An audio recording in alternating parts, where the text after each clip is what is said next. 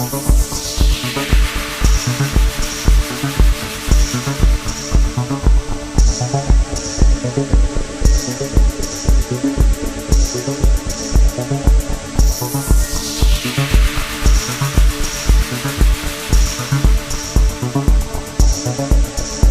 1. Wants to relocate to the United States.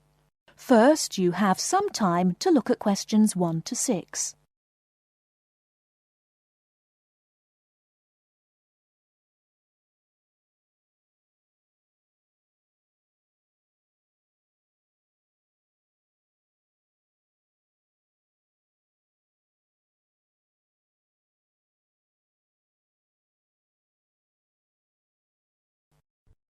Listen carefully and answer questions 1 to 6.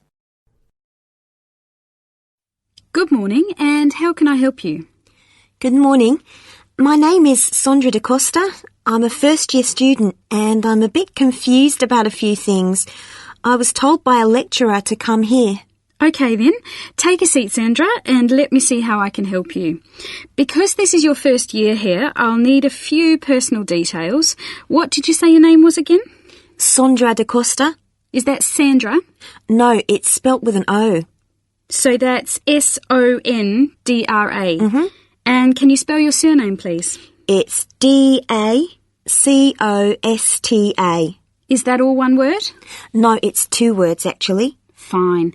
And are you living on campus or in other accommodation?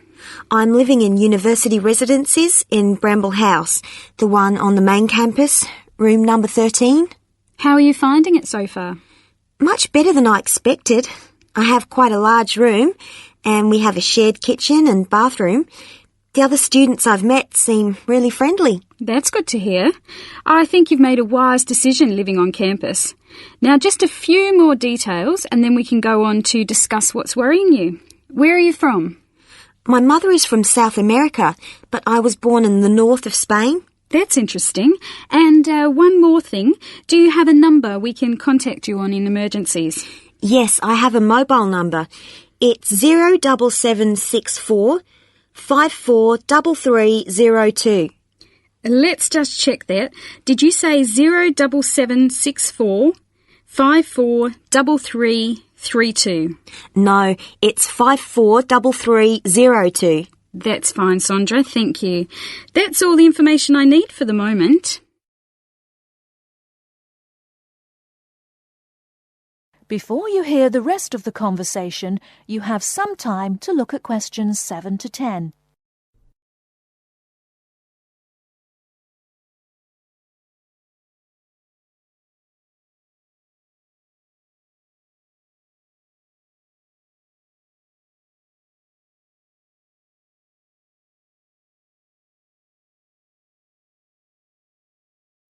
Now listen and answer questions 7 to 10.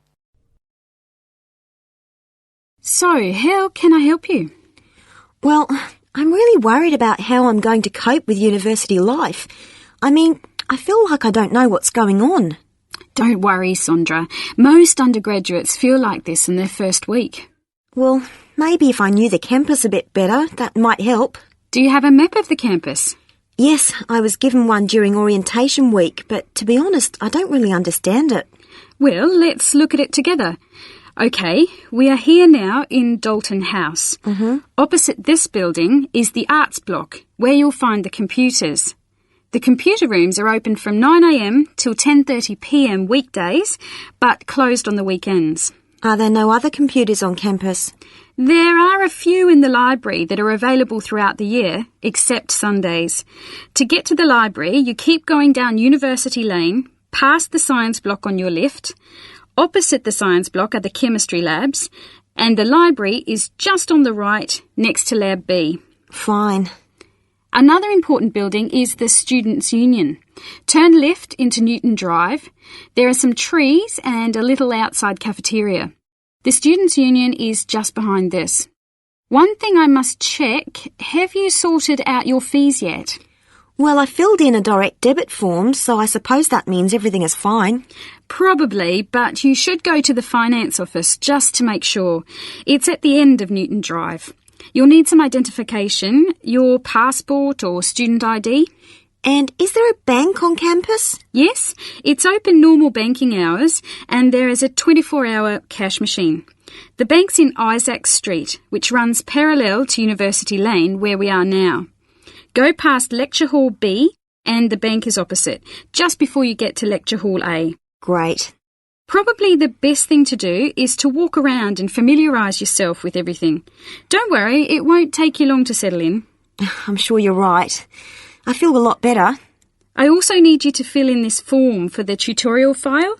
Take it away with you and then make an appointment to see me again and we'll go over it. My telephone number is on the form here at the bottom of the page. You can ring me any time between 9 a.m. and 3:30 p.m. from Monday to Friday, except on a Thursday when I'm only available in the morning.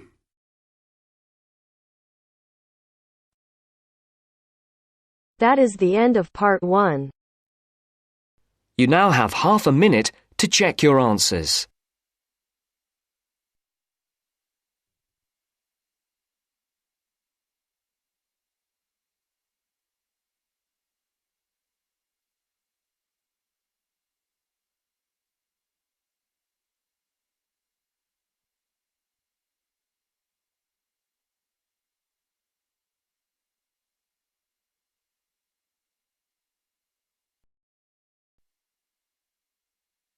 Now turns to part 2. Part 2. You will hear a radio interview about a lakeside resort.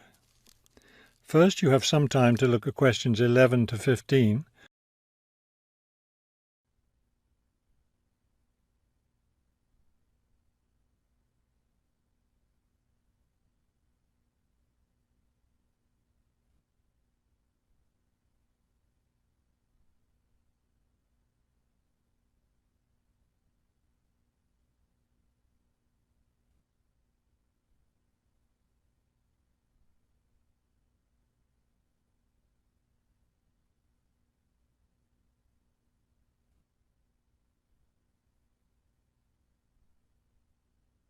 As you listen to the first part of the talk, answer questions 11 to 15. Good afternoon, and welcome to today's show. The warm months are with us, and many of you are getting ready to plan vacation trips. To help you with that, we have a special guest today, Robert Sampson, director of the Golden Lake Resort. Robert, I understand Golden Lake is a popular place for families to spend their vacations. Yes, families enjoy spending time at Golden Lake. Many come back year after year. We have a spectacular location and fun activities for both children and adults. Could you describe for us some of the activities available at Golden Lake? We have a lot of water activities, of course, since we're right on the lake. We have a pleasant sandy beach for swimming. We also have canoes and sailboats available, and many of our guests enjoy boating on the lake. I imagine water skiing would be popular among your guests. Actually, we don't permit water skiing in the resort area.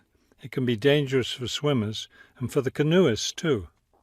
We do have a great location for fishing, though, and you'll often see guests fishing from our dock or from the canoes. That sounds very relaxing. What about activities on land? Do you have facilities for tennis? We had tennis in the past, but the courts fell out of repair, and since we found that most of our guests weren't interested in the game, we closed the courts down. So that's no longer an option. And naturally, because of our location in the woods, we don't have an adequate area for a golf course. But I'd like to let your listeners know that we'll be adding a new activity this year. We've made an arrangement with the local stable, so now we're going to have horseback riding available for our guests. We've created several riding trails around the lake. That sounds lovely. Now, what about rainy days? What can your guests do when the weather's bad? We have a games room and a crafts room. When the weather's rainy, some of our very talented staff members offer arts and crafts classes for all ages. What fun! Do you offer any other classes or activities? Before you hear the rest of the talk, you have some time to look at questions 16 to 20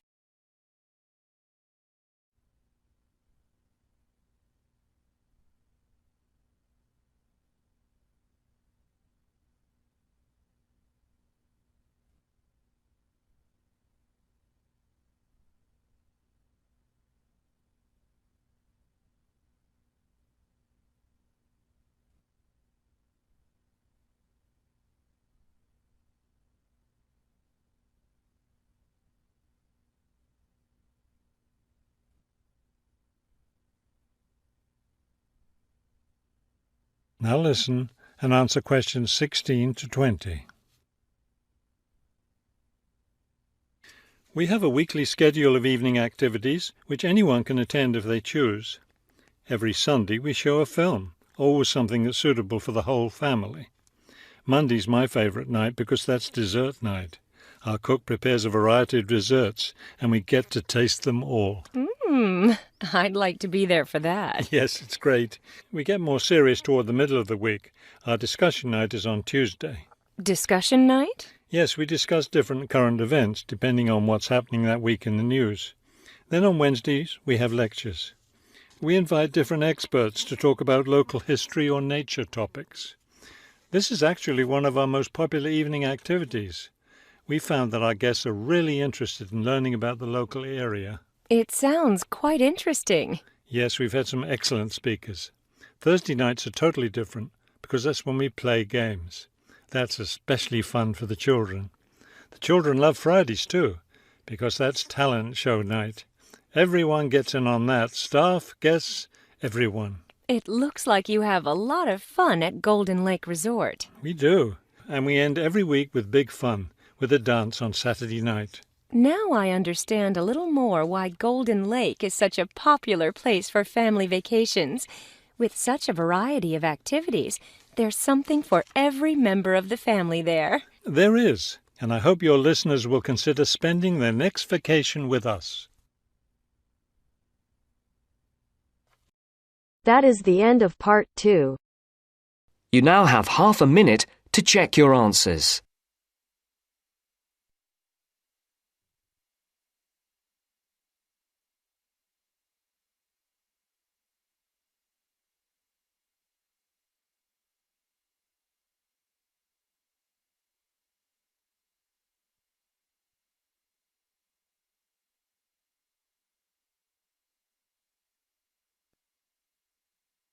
Now turns to part 3. Part 3. John has applied to train as a teacher and is being interviewed.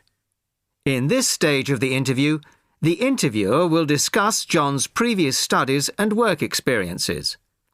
First, you have some time to look at questions 21 to 25.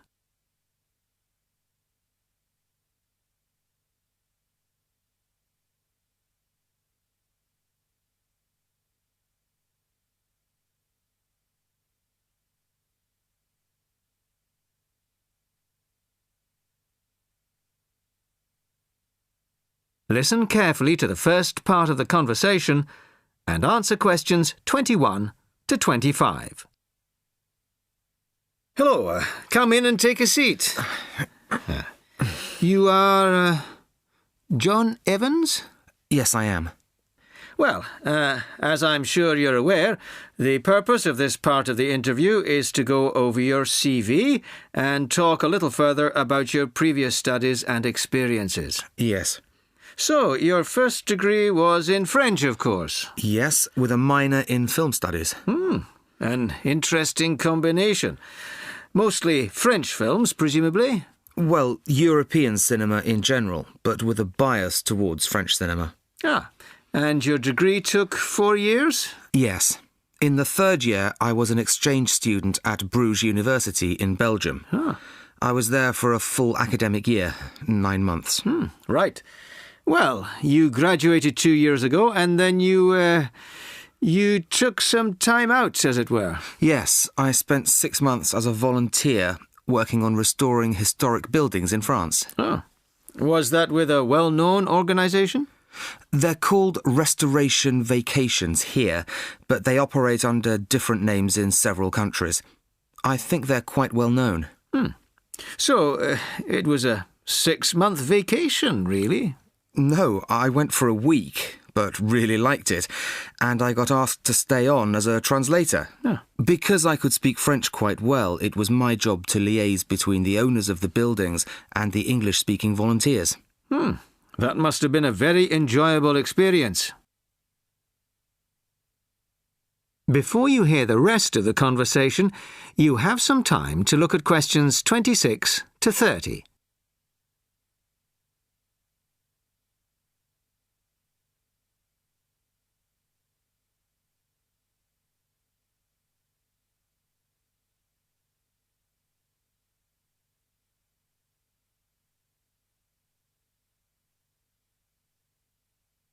Now listen and answer questions 26 to 30.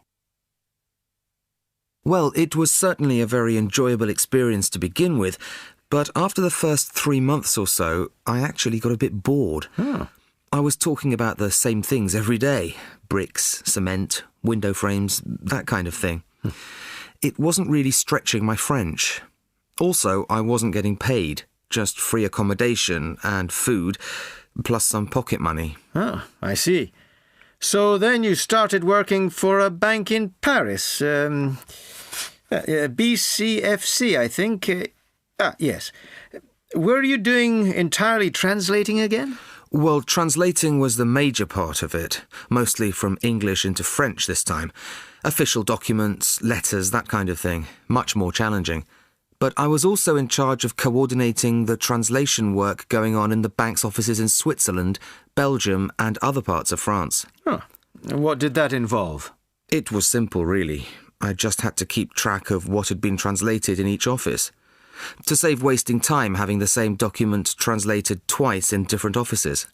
So, you stayed there for a year and a half, and then you left. Why was that? Simple. To apply for this course. I see. Why give up a secure job in Paris to train as a teacher here? I've always imagined that I'd be a teacher, really. I loved being in Paris, but I wouldn't want to spend the rest of my life working for a bank. Do you think your experiences in France will help you as a teacher of French? It certainly helped my French, and my experiences certainly gave me a much better understanding of French culture, although that may not be of enormous use when it comes to standing up in front of a class of British 13-year-olds. Perhaps not. Thank you very much. The next stage of the interview will be conducted by my colleague in room 207. That is the end of part 3. You now have half a minute to check your answers.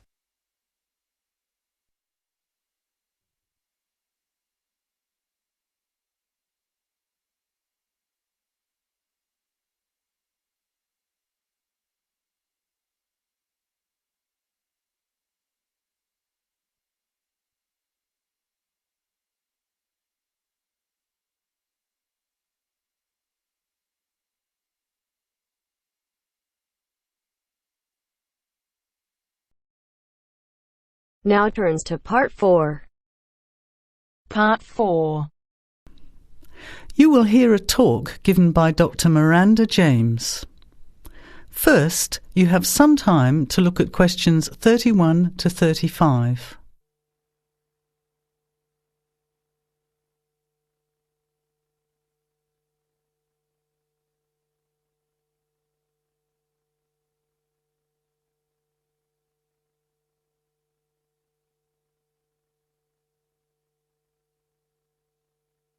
Now, listen carefully to the talk and answer questions 31 to 35.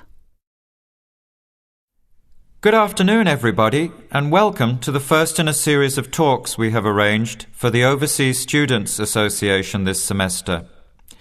Dr. James has very kindly agreed to speak to us today on the topic of public speaking, and judging from the large numbers of you here, it's clearly a subject of great interest and relevance. Dr. James. Hello. It's good to see so many of you here, and hopefully what I'm going to tell you will be useful to you both here at the university and in your future employment.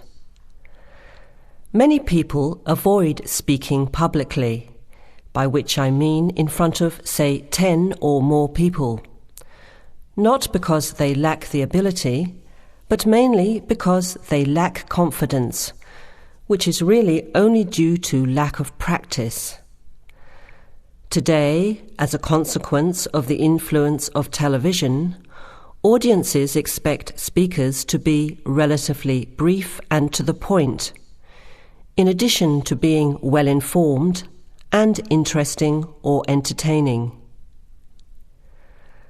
Probably the most important part of public speaking is what you do beforehand, by which I mean preparation.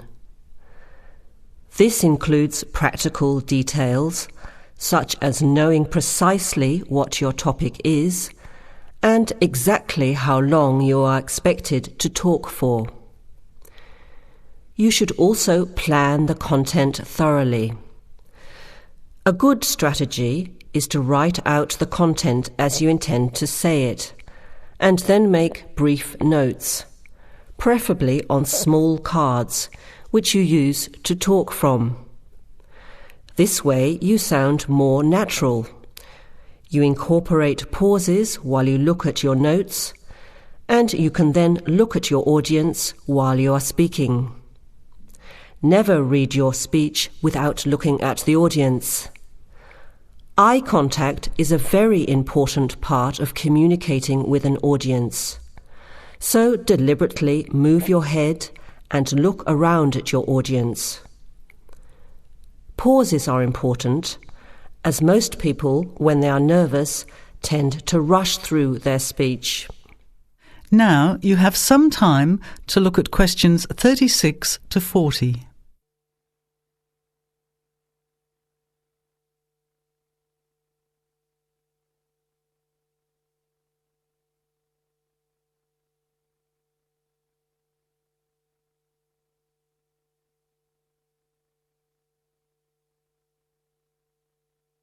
Now listen and answer questions 36 to 40. Practice speaking slowly. This gives you more time to pronounce your words correctly. It's always easier for your audience to listen to someone whose speaking is clear and calmly paced, so that they can understand the ideas being explained. And the bigger the group, the more slowly you should speak. Remember to project your voice, speaking clearly to the person furthest away from you. It's a good idea to rehearse and record yourself. Pay attention to your intonation when you listen to yourself. It's even harder if you're speaking in a second language, I would imagine.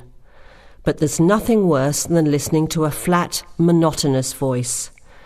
So try to vary your tone and rhythm. This will add meaning to your words. Lastly, pay attention to both your posture and your gestures.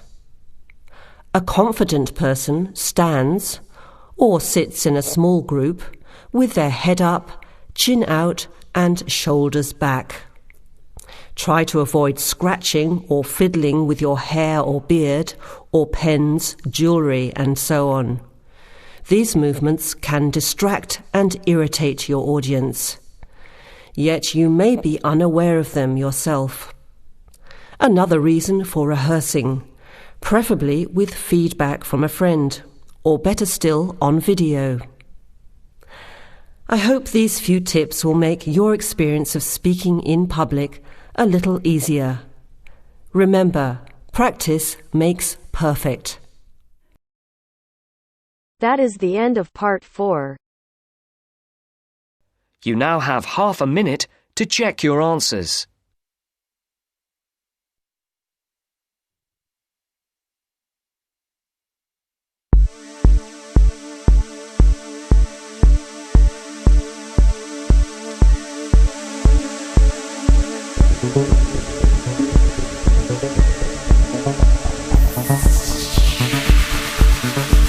In this video, I'll discuss with you writing task 1. So you can see it's a pie chart with 3 pie charts, and it's a graph with 3 pie charts.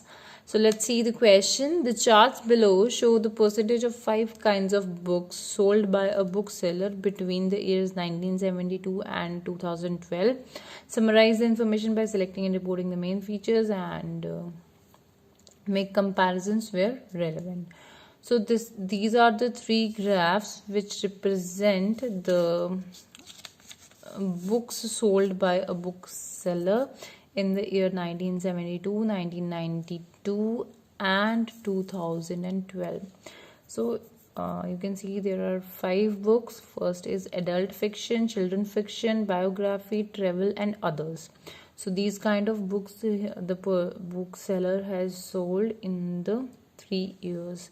So you can see that in the very first year, which is 1972, these two fictions and biography, the percentage is similar, and others 25, and travel 15%. And after 1972, in 1992, means after 2 decades, adult fiction increased, children fiction also increased, but biography decreased by 5%, and travel also increased by 2%, and others decreased. So in these 2 decades, others and biography decreased, rest all the threes increased. And in the year 2012, adult fiction almost gained all the charts, because it is almost half of the others, right, or half of the books were sold. And children fiction also increased, and biography again decreased tremendously and reached at 8% only. Travel also decreased, and other also decreased. So after 2 decades again, what happened? Only these 2 increased, and rest others decreased. So let's see how we will answer this. So the given pie charts analyze the wide acceptance of 5 distinct types of books according to the revenue of a book publisher, bookseller. Instead of bookseller, we are adding book publisher during the period from 1972 to 2012. So these are describing all about the selling of 5 distinct type of books according to the revenue, means according to the sale of a book publisher during the period 1972 to 2012. Overall, the fiction grown in popularity, whereas biographies, guidebooks, and other miscellaneous books lost the popular appeal over the given time, over the given span of 4 decades. It can be seen that the selling of adult and children's fiction intensified, it increased, whereas the sale of other category of books declined over the period. So as we have discussed, that at the end what happened, these 2 increased, intensified, and others decreased. Others means others, travel, and biography. Okay.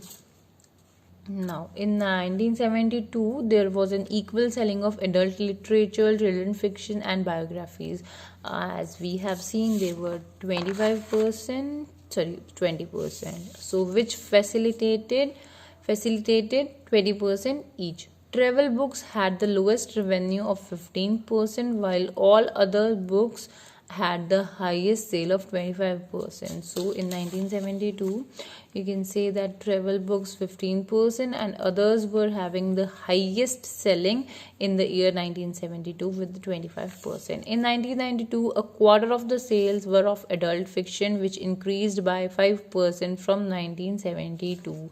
So a quarter means 25%, so it increased by 5% from 1972. So a quarter of books were sold of adult fiction. The sale of children's fiction and travel grew by 2% and 3% respectively, whereas that of biography and other books dropped by 5% each. Okay, each means biography also from 20 to 15 and others from 25 to 20. So they both decreased by 5%. And what about travel? It increased by 3%, and children fiction, it increased by 2%. Now, after another 2 decades, means in 2012, adult fiction sales nearly doubled and reached 45%. So we are saying that it is nearly doubled, not doubled. So it is nearly doubled and reached to 45%.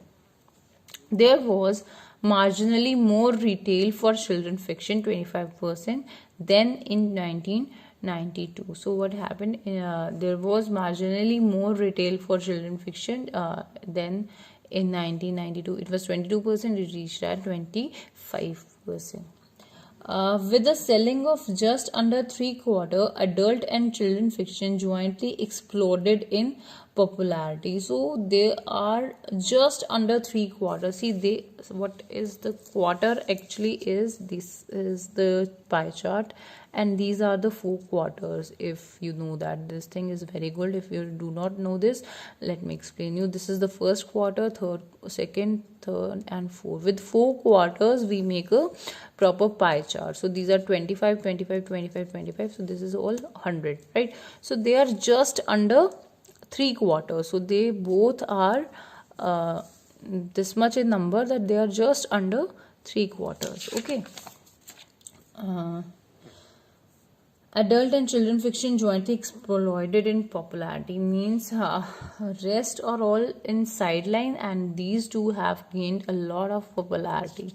The other group sales dropped dramatically and together accounted for just over a quarter of the sales. So they are just over a quarter, means they totally are only just above 25%. Let's see, the total is 12 plus 8 is 20, and they are 30%, right? They are just over a quarter, 10% extra.